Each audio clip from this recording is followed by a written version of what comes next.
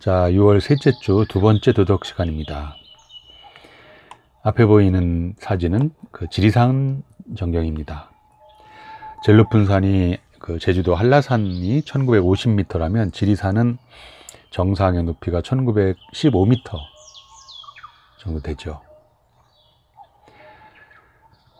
여러분이 청소년기를 지나고 청년기가 되면 꼭 친구들과 또는 식구들과 한번 가보기 바랍니다. 이미 가본 친구들도 있겠죠? 저도 한참 젊었을 때 친구들과 3박 4일 지리산 종주를 했던 그 기억이 아주 즐거운 추억으로 남아 있습니다. 우리나라에서 제일 품이 넓은 산, 지리산이죠. 반면에 북한은 2000m 넘는 산들이 한 60여 개가 됩니다. 남북한이 왕래가 자유로워지면은 우리의 여행 장소의 폭도 많이 넓어지고, 뭐 북한 쪽만이 아니고 북한을 통해서 저 북쪽에 드넓은 그 대륙으로 우리가 여행지를 선택할 수 있는 그런 때가 왔으면 좋겠습니다. 가까이에 여기 이거는 산성이 있는 남한산이죠. 우리 위에 있는 남한산은 한 500m가 좀 안 됩니다. 그러나 아주 좋은 산이죠. 이 산성을 끼고 한 바퀴 이렇게 도는 그 코스도 아주 좋습니다. 믿을 만한 사람들하고 이 산성을 한번 돌면 참 좋겠는데 한번 계획을 짜보기 바랍니다. 자, 이 산 얘기부터 한 이유는 오늘 다룰 주제가 부패이기 때문입니다. 예전에 제가 중학교 때 한 선생님께서 불쾌지수라는 말 대신에 상쾌지수라는 말 쓰자 이런 말씀을 하셨던 기억이 납니다. 그러니까 불쾌라는 말은 불쾌 그 단어 자체가 기분이 안 좋은 단어니까 불쾌지수 높다 낮다 하지 말고 상쾌지수를 대신하자 이렇게.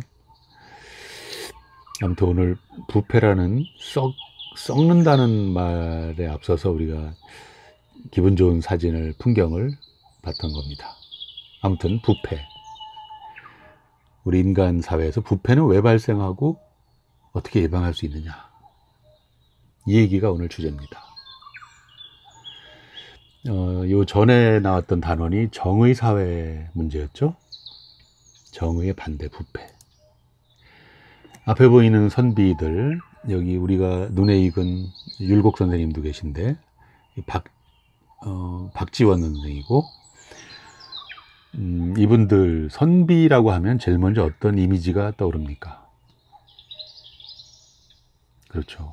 꼿꼿함, 올곧다, 청렴함이 떠오릅니다. 아무리 높은 지위에 있었어도 나중에 초가삼관밖에 없는 그런 분들이 많았죠. 물론 학식과 덕망이 높은 분이다 이런 의미도 있고요. 아무튼 부패하고는 먼 그런 인물들을 먼저 또 봤습니다.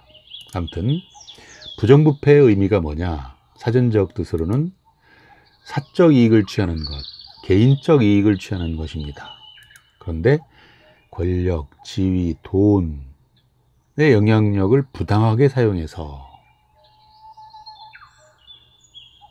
근데 여러분, 권력 있고 지위가 높고 돈 많고 우리 대부분의 서민들하고는 좀 멀게 느껴지는데 뭐 그렇습니다. 이 부정부패의 문제는 권력과 지위와 돈이 있는 사회적 지도층, 뭐 그런 사람들한테 사실은 더 긴밀한 그런 얘기입니다.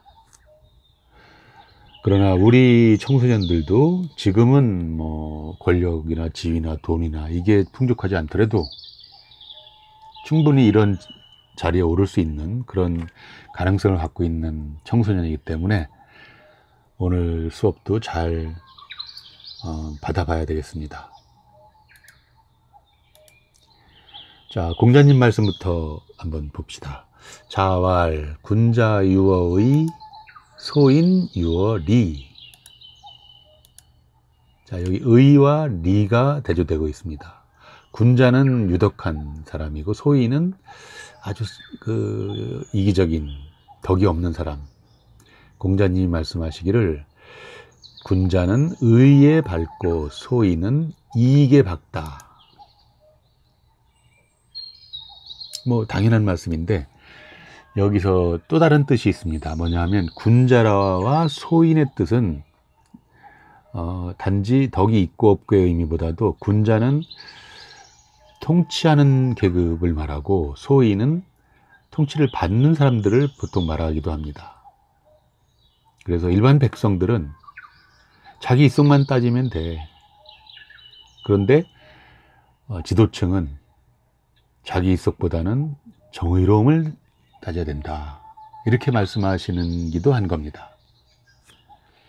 그래서 이 앞에 이 부정부패의 의미가 돈과 권력, 지위가 있는 사람들에게 해당되는 것이 아니냐는 것을 좀 보충해서 얘기했습니다. 그런데 오늘 교과서는 99쪽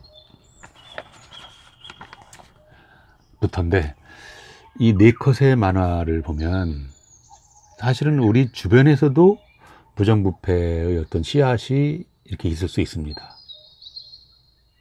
그러니까 지각하면 청소를 하는데 또 친한 친구가 요 단발머리 요 친구가 지각했어요. 그러니까 이 지각을 적는 이 학생한테, 친구한테 제발 청소하기 싫은데 좀 봐줘.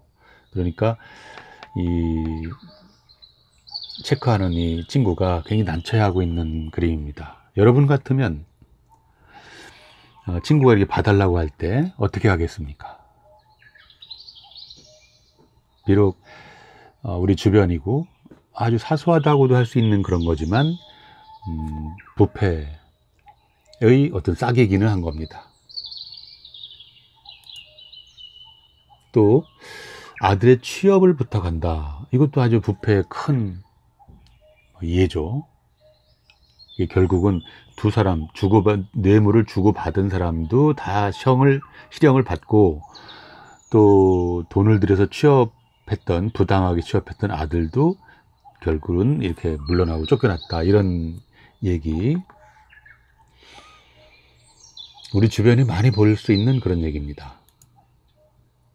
자, 그렇다면 이런 부패 행위가 발생하는 이유 아주 쉽습니다.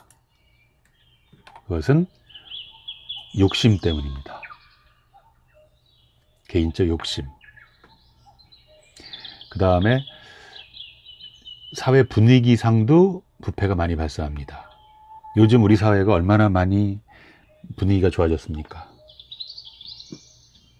예전에 횡행했던 그런 사소한 그런 얘기들이 요즘은 많이 없어졌습니다. 공직사회에서 특히. 김영란법의 영향이기도 하고요. 그 다음에 세 번째로는 법과 제도가 미비라는 말은 준비되어 있지 않다. 준비되어 있지 않아서 그렇기도 합니다. 여러분, 법과 제도가 완벽한 나라들이 많이 있습니다. 그래서 부패하지 않은 나라들 순으로 보면 덴마크, 뉴질랜드, 싱가포르, 핀란드, 북유럽의 나라들이 많이 있네요. 또 유럽 쪽에 아이슬란드, 룩셈부르크, 오스트리아, 독일, 일본이 여기 껴있고 우리나라는 좀 밑에 있는데 요즘 코로나를 맞이해서 일본, 특히 또 일본 수상 아베의 부정부패를 눈 감고 또 그 아베를 지지하는 일본 국민들을 보면은 이 순위가 쭉 내려와야 되지 않을까 이런 생각이 들죠. 이건 일부러 일본을 까기 위한 거기라보다는 요즘 일어난 사태로 우리가 깨닫게 된 그런 얘기입니다. 근데 반대로 싱가포르라는 나라, 가본 친구도 있었겠는데 싱가포르는 법이 엄격하기로 유명한 나라죠. 그래서 금연구역에서 담배 피면 $1,000, 거의 100만 원 야, 굉장히 세죠. 껌도 한 배로 길거리에 함부로 뱉었다가는 큰일 나고 하는 그런 싱가포르가 있는데, 이게 법과 제도가 완벽히 갖추어지지 못해서 거꾸로 부패가 많이 발생하기도 한다. 또 네 번째로는 담당 관리 공무원들이 비리가 많을 때 발생한다. 이 사진 혹시 본 기억납니까? 저 중국 송시대 포청천이라는 사람의 얘기인데, 아주 인기 드라마였습니다. 대만에서 만든 영화인데, 드라마인데, 개작두를 대령하라 하는 마지막, 그게 우리 당시 부정부패에 찌들어 살았던 독재시대, 찌들어 살았던 우리 국민들이 카타르시스를 했던, 뭐 고관 대작들도 여지없이 그냥 그 처벌하는 그 드라마를 보면서 대신 대리만족했던 그런 드라마입니다. 이렇게 관리가 청렴하지 못해서 부패가 많이 발생하기도 하죠. 거꾸로 우리나라는 어떤지 많이 나아졌죠. 자, 101쪽을 봅시다. 거기 보면은 그 감옥에서 10년을 살더라도 10억 원을 벌 수 있다면, 10억 원이라면 작은 돈이 아니죠. 여러분 어떻게 하겠습니까? 부패를 저지르겠습니까? 아니면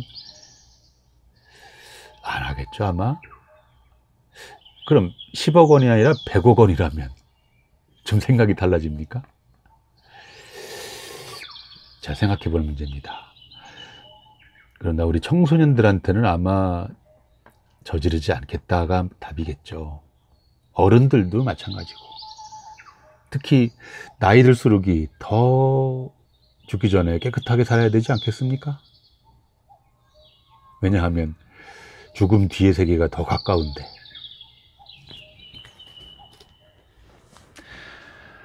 그 다음에 나를 더 잘 살게 해준다면 지도자들의 불법 행위를 눈 감아 주겠다. 결코 그렇지 않죠, 우리 청소년들. 뇌물로 문제를 해결할 수 있다면 뇌물 쓰겠다.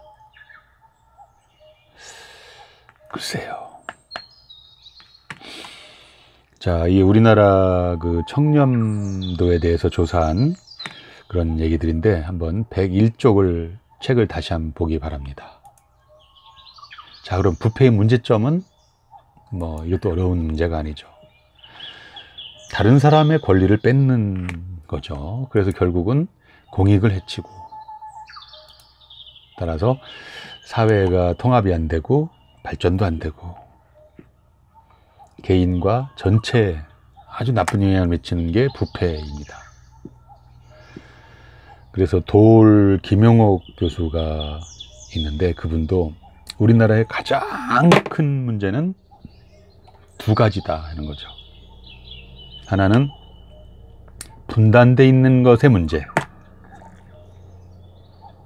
그 분단 상태로 인해서 얼마나 많은 사회 국가적인 문제가 발생하고 있느냐.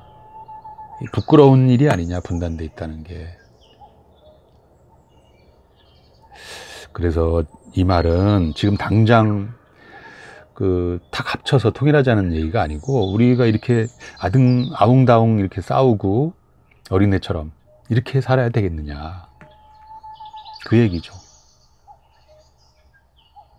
남보란 듯이 사이좋게 살아야 되지 않겠습니까? 그 다음에 김용옥 교수의 두 번째 우리나라 큰 문제는 부패를 없애는 것이다. 벌써 이렇게 울부짖었던 그 도올 선생의 외침이 몇 년 전에, 한 10년 전쯤 된 얘기니까 지금은 많이 또 나아졌습니다, 우리나라가.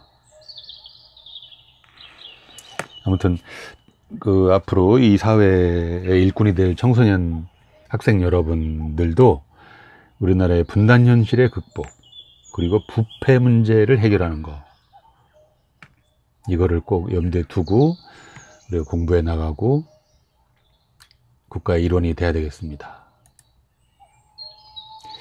자, 발생 원인이 이 네 개가 앞에 있었는데 이 발생원을 다시 따져보는 이유는 이 원인을 거꾸로 생각하면 이 예방하는 것도 되지 않겠느냐, 그 얘기입니다. 그러니까 원인을 두 개로 나눠보면은 요 위에 1, 4번이 개인적인 그런 차원에서 청렴한 그런 마음가짐을 갖자. 그래서 요즘 공무원들에게 청렴 교육을 많이 합니다. 이건 개인의 양심에 맡기는 문제죠. 그 두 번째로는 비합리적인 관행을 허용하는 사회 분위기, 법과 제도를 완비하자. 발생 원인에서 해결책을 찾아봤습니다. 자, 발생 원인과 거꾸로 하면 해결책까지 우리가 생각해 봤습니다. 그리고 102쪽 아주 재미있는 얘기가 있죠. 이것도 오늘 시간을 더 끌지 않기 위해서 다 읽지는 않겠습니다. 근데 선생님이 이제 곧 기말고사도 보게 될 텐데, 선생님 문제 내는 취향은 교과서에 있는 요 지문, 요것을 그대로 따서 여기서 문제를 내기를 잘합니다, 제가. 그러니까 이 중국 송대의 이 이야기에서 어떤 문제를 우리가 발견할 수 있는지, 뭔 배울 점이 있는지, 이걸 꼭 읽어보기 바랍니다. 그리고 마지막으로 우리가 부정부패가 발견됐을 때 신고하는 방법도 좋은 방법입니다. 1398 부패 공익신고 1398. 자, 이것으로 오늘 중요한 얘기들 마치고 다음 주에 우리가 학교에 오는데 한 가지만 예고하겠습니다. 다음 주 와서 첫 번째 도덕 시간에 그동안 2주를 우리가 원격 수업 집에서 수업을 했는데 2주 동안에 받은 4시간에 걸친 소단원 4개에 대한 쪽지 시험을 간단히 치겠습니다. 물론 그것이 다 수행평가의 자료가 되기도 하고요. 또 아무래도 기말고사의 범위가 넓으니만치 이번에 조금씩 공부해 두는 것도 아주 현명한 노릇일 겁니다. 그러니까 그 2주간 도덕 강의에 대해서 쪽지 시험 친다는 거 미리 알려주고 오늘 수업을 여기서 마치겠습니다.